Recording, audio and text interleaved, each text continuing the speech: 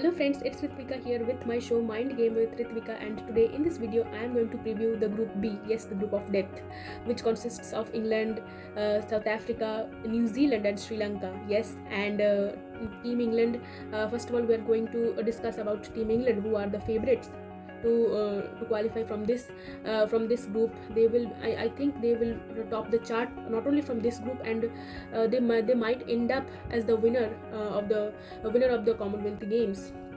And yes, they are one of the they are one of those top contenders alongside Australia to win this gold.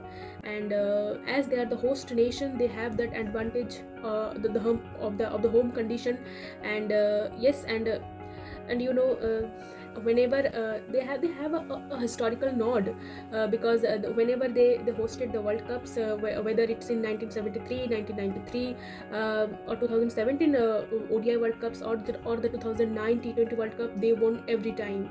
And even they also won all the every time whenever they every time won the inaugural editions of everything, like the 1973 World Cup, 1973 World Cup, which was the ODI World Cup, first ODI World Cup, then the 2009 T20 World Cup, and of course the 2009 ODI World Cup, which was the first World Cup after coming under ICC. Women's cricket came under ICC. So yes, they won it all. So can they do it this time? That will be the thing.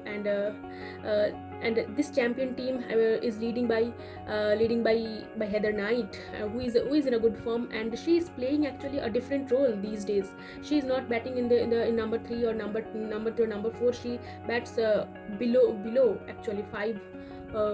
So yes, she is like a finisher these days. And her deputy, Nat Sever, she is in a supreme form. She can demolish any team on her own. So yes, she is in a maddening form. And it has become tougher to actually take her, to actually get her wicket. So yes, she will be their trump card. And there's a very refreshing change. We have seen that they have dropped Tammy Beaumont, and they are playing Sophia Dunkley in her position in the opening slot, which is a really refreshing change. And she actually grabbed the spot on her first outing itself. So definitely she will be our eyes will be on her. And of course Danny White, she is also coming in form, coming back in form.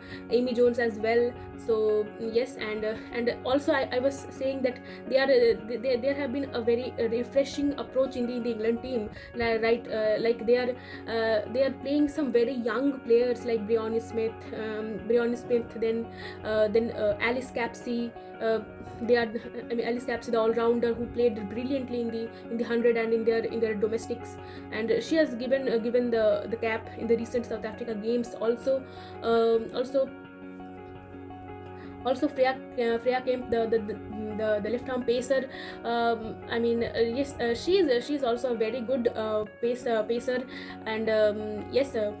So another teenager, Freya Kemp, and then Izzy Wong, the 20-year-old, who is also a great T20 player. She has a reputation of playing in the T20 leagues. Like she did a great job in the 100, and then she get the opportunity to play in the WBBL as well. So yes, in the Sydney Thunders. So definitely they are building up a very good team alongside their veteran players like Catherine Brunt, who just reached to her 100 T20I wickets. So definitely they are actually grooming a very good squad in the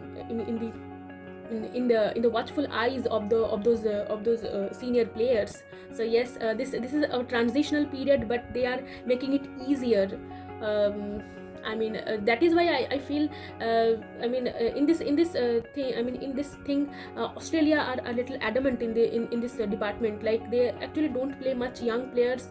They are doing that in the bowling side, in the bowling department, but not doing much in the batting department. They are not giving as much not many chances to the young players like like Village Field or Georgia Redmayne. So yes, after retirements of likes of Rachel Haynes or Ellis Perry or Alyssa Hill or even Meg Lanning, there might be a void even in the captaincy as well. So yes, I mean that is a concern. But England are shaping up their team well, and also it's a very refreshing thing. I mean, it's a very heartwarming thing is that the top two nations, Australia and England, are coaching by two women, two leading women, like Shelley Nitske, who is the interim head coach of the Australian team, and Lisa Keightley, who is coaching them for like 2 years. So yes, for the England team. So yes, I have already expressed about them, like about I mean, I already predicted about them. So yes, now let's move on to another team. And the team is Team South Africa. Yes, I mean they were playing each other, South Africa and England, in the recent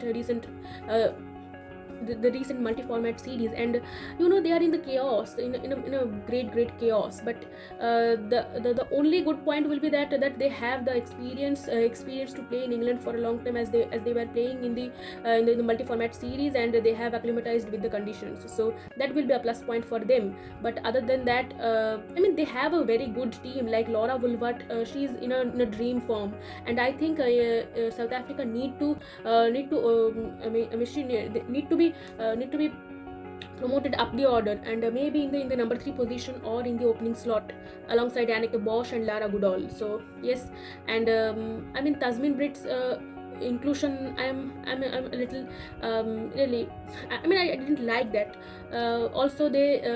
Also, I mean, Marizan Kapp, the likes of Marizan Kapp and Dane van Niekerk won't be there. Marizan Kapp has, she won't be part of the Commonwealth Games, as she, because of some personal reasons, and also Dane van Niekerk, the regular captain, has not been selected. So yes, and Sune Loose, Sunil is, her leadership is a worry.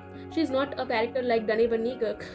So let's see, Chloe Tryon has captained in the last game, so we can see her. But anyway, Sune is also not doing well in the batting as well, so that is a big concern, and also not bowling. So yes, I mean they are actually missing Dane van Niekerk more than ever, because her bowling, her batting, and her captaincy.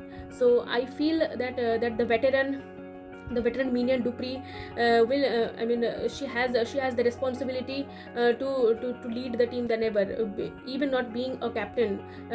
She is the senior most player in this team, so she has to set an example, and has to lead the middle order, which is a little inexperienced. So yes, that is there, and they have some quality bowlers, like the quality all-rounders like Nadine de Klerk and Anneke Bosch, the pace all-rounders. Then the spinners coming in, like Chloe Tryon, Malaba, and Delmi Tucker, who has been included in the recently in the South Africa, in the England games, and now in the Commonwealth squad as well. So yes, I feel that there will be a tussle between South Africa and New Zealand. So let's see. But I think South Africa has an upper hand. Now let's move on to the New Zealand team, and New Zealand team right now is not in a good touch, and they are also these retirements are really crazy, like Amy Satterthwaite, or also Lisa Lee's retirement from the South Africa team. So these are really shocking, and actually affecting the balance of the respective teams. So yes, Amy Satterthwaite's in actually the surprising exclusions from the contracts, like New Zealand excluded Amy Satterthwaite, Leah Tahuhu, and Frances Mackay. That is actually led Amy Satterthwaite to take the retirement. So which is actually really they could have they are actually making this a mess on their own. They could have at least avoided it till the T20 World Cup, but they are actually making it a transitional period for the team on their own. So the bowling looks very new, and but despite they excluded Leah Tahuhu, but Leah Tahuhu will be the part of the Commonwealth Games, for the New Zealand team, and and the onus to perform will be on the senior pros like Susie Bates, Sophie Devine, and Amelia Kerr, who is a young player, but she is right now the one of the senior most in the team. So yes, these three will be their key players, and they are actually doing well in the preparatory games. Though they lost to England in the first game, but they came back and did well in the second one. So I mean, if those players performs to their potential, up to their potential, they can beat South Africa and Sri Lanka easily. So they can qualify thus they can qualify for the semi-finals. But the South Africa and the game between South Africa and New Zealand, that is the opening game, and we can get the team which is going to qualify. So yes, that is New Zealand teams. So that is yes. So now we move on to the Sri Lanka team, and Sri Lanka team, we can also say that team Atapattu because they are heavily dependent on her, and there's a huge gap between Atapattu and the rest of the team.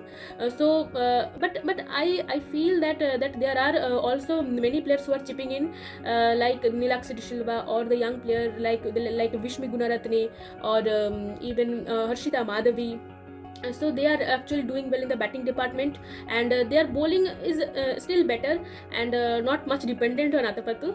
They have players like Oshadi Ranasinghe, or Prabodhani, or Inoka Ranavira, who is the most experienced one in their bowling. So yes, they will be the key, and they actually performed well against India in the recent series. So they have that confidence, and also they won a T20I against India. So yes, and they also won the Commonwealth Games qualifiers. That is why they are in the Commonwealth Games.